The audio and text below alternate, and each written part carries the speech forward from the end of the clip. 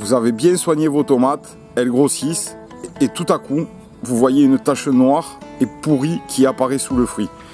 Pas de panique, ce problème est ultra courant en été. Aujourd'hui, dans cette vidéo, je vais vous expliquer ce qu'est vraiment le cul noir des tomates, pourquoi il apparaît et surtout comment l'éviter facilement et naturellement. Bonjour les amis, j'espère que vous allez bien. Donc bienvenue dans cette nouvelle vidéo dans laquelle je vais répondre à des commentaires qui reviennent assez régulièrement. C'est pourquoi le cul noir sous les tomates.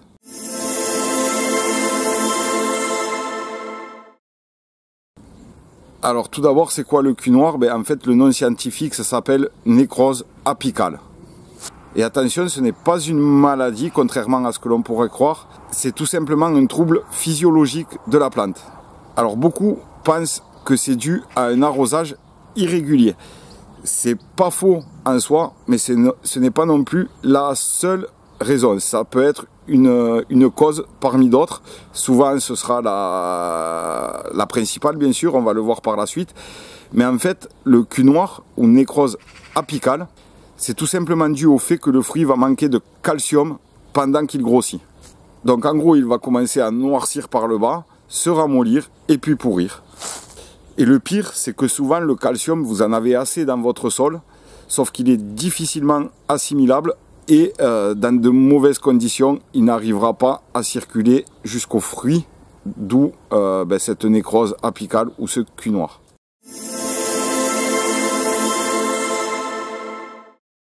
Donc à quoi c'est dû? La raison principale, on l'a vu, et tout le monde, c'est pour ça que tout le monde dit que le cul noir c'est dû à un arrosage irrégulier. Non, le cul noir c'est un manque de calcium. Maintenant, il peut être ce manque de calcium causé par un arrosage irrégulier. Donc par exemple, quand certains emploient, alors quand on arrose au goutte à goutte, c'est moins fréquent. Quand on fait des arrosages, des gros arrosages pour faire descendre les racines, laisser sécher un petit peu, réarroser, c'est une méthode très bien, mais il faut jamais que le sol soit sec complètement. Si vous laissez complètement sécher votre sol, la plante va avoir un déséquilibre, elle va avoir un stress hydrique et le calcium qui est très peu mobile va avoir du mal à arriver jusqu'au bout du fruit. Il va monter dans les tiges, il n'y a pas de souci, il va même descendre dans le départ du fruit, mais il aura beaucoup de mal à aller jusqu'au bout du fruit. C'est pour ça que le cul noir, ça arrive comme on dit par le cul. La plante va distribuer le calcium dans tous ses organes principaux, les tiges, les feuilles, et le fruit c'est vraiment le dernier de la liste.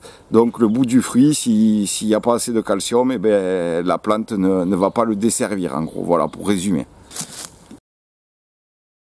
La deuxième raison, c'est que ça peut être dû, encore une fois, à une chaleur excessive. Donc ça, on l'a vu, la chaleur et les tomates, ça fait vraiment pas bon ménage. Je vous avais fait des vidéos sur pourquoi les feuilles sèchent et tombent sans produire de fruits, pourquoi vos tomates n'arrivent pas à mûrir. Tout ça, c'est lié à la chaleur. Je vous mettrai la playlist dans la description pour ceux qui veulent aller les voir si vous ne les avez pas encore vus. Donc la chaleur excessive, pourquoi? En plein été, la plante, elle transpire. C'est ce qu'on va appeler l'évapotranspiration. C'est comme pour nous les humains.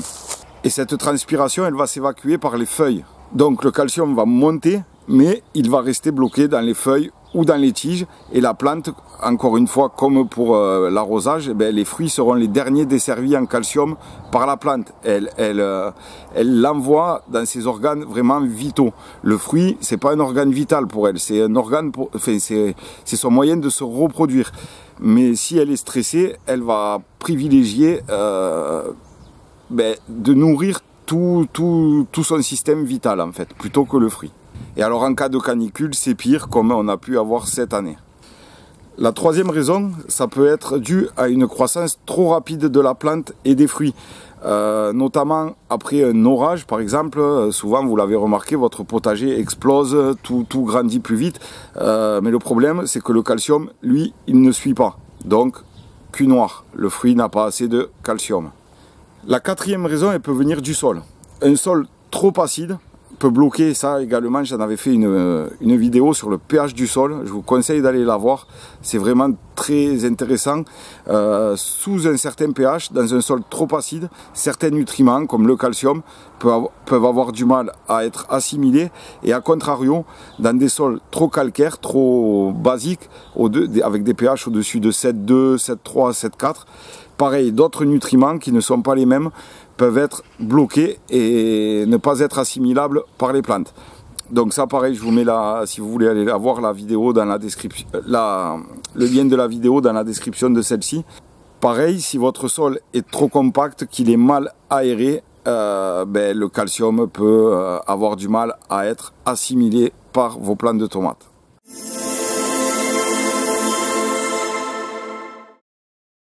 Alors, comment éviter ce cul noir ou comment le corriger quand vous voyez les premiers signes apparaître sur vos tomates? Alors la solution numéro 1, bien sûr, ça va être un arrosage régulier mais profond.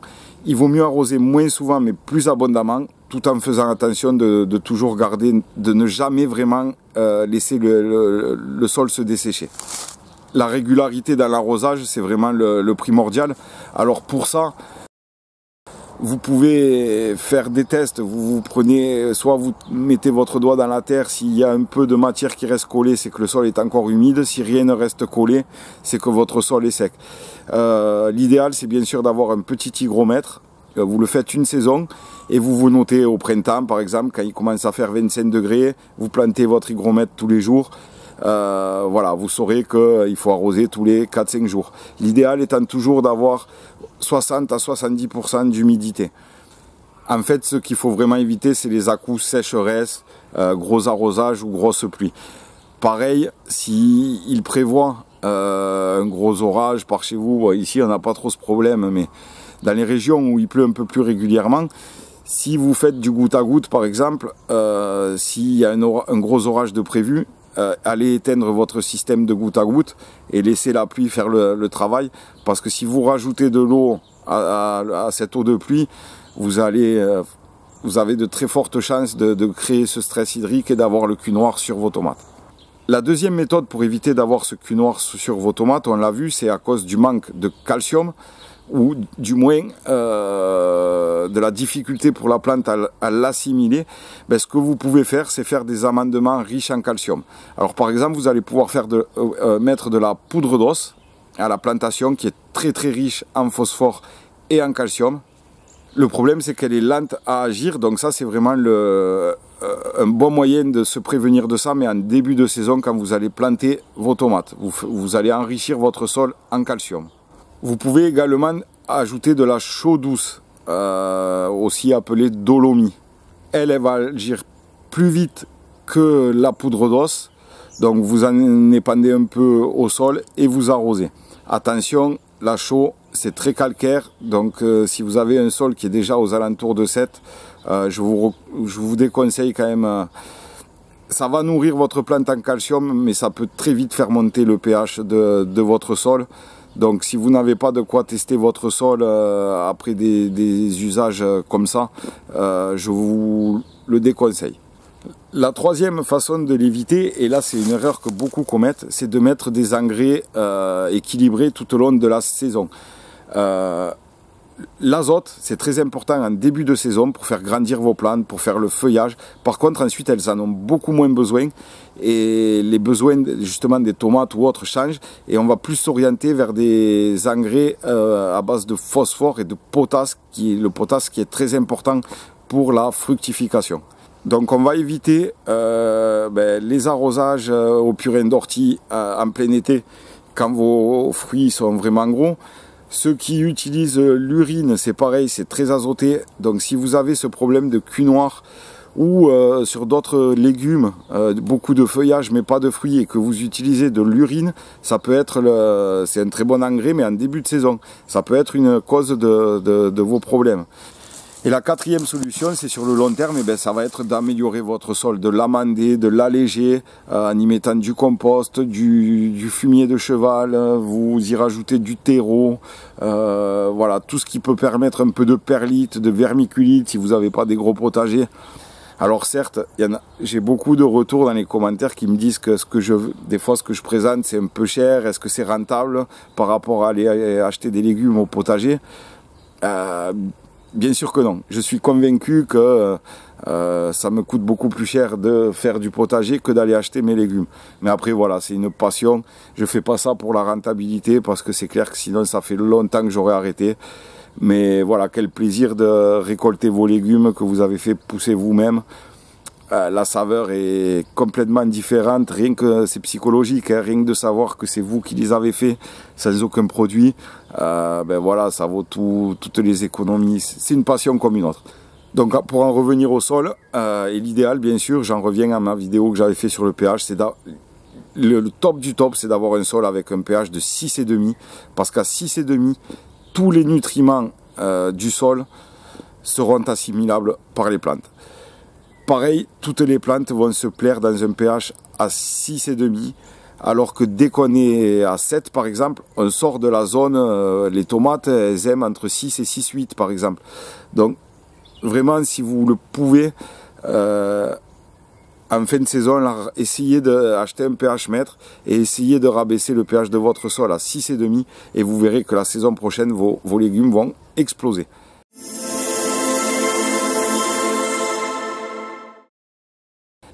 Et donc pour terminer, je vais vous donner l'astuce qui va régler votre problème de cul noir assez rapidement. Et donc c'est d'utiliser du lait. Vous faites soit un arrosage, vous diluez 1 litre de lait dans 10 litres d'eau, donc pour 1/10, et vous venez arroser vos plantes avec ce mélange. Le lait, il contient de mémoire 120 mg de calcium pour 100 ml. Donc dans 1 litre de lait, vous aurez 1,2 g de calcium. Et surtout, ce qui est important, c'est que le calcium sous cette forme, il va être de suite assimilé par la plante. L'idéal, c'est encore même mieux, c'est de pouvoir le pulvériser sur le feuillage, il sera absorbé encore plus rapidement, vous serez plus près des fruits, donc ce calcium arrivera plus vite aux fruits que si la plante doit le faire remonter par son système racinaire, les tiges, etc. Donc en pulvérisation, c'est l'idéal. Et ce n'est pas tout, utilisez du lait en pulvérisation sur les tomates, sur vos courges, sur vos concombres, sur tout ce que vous voulez. Et bien, ça va créer un léger film sur le feuillage qui va limiter le développement des maladies cryptogamiques, comme le mildiou ou l'oïdium par exemple. Alors, pourquoi ça limite le développement? C'est tout simplement parce que les enzymes et les protéines qui sont contenues dans le lait vont avoir un effet antifongique naturel qui va limiter le développement des spores sur les feuilles de vos plants de légumes. Donc résultat d'utiliser du lait en pulvérisation ou en arrosage, bien que je vous recommande la pulvérisation, c'est que vous nourrissez vos plantes en calcium et vous les protégez en même temps des maladies.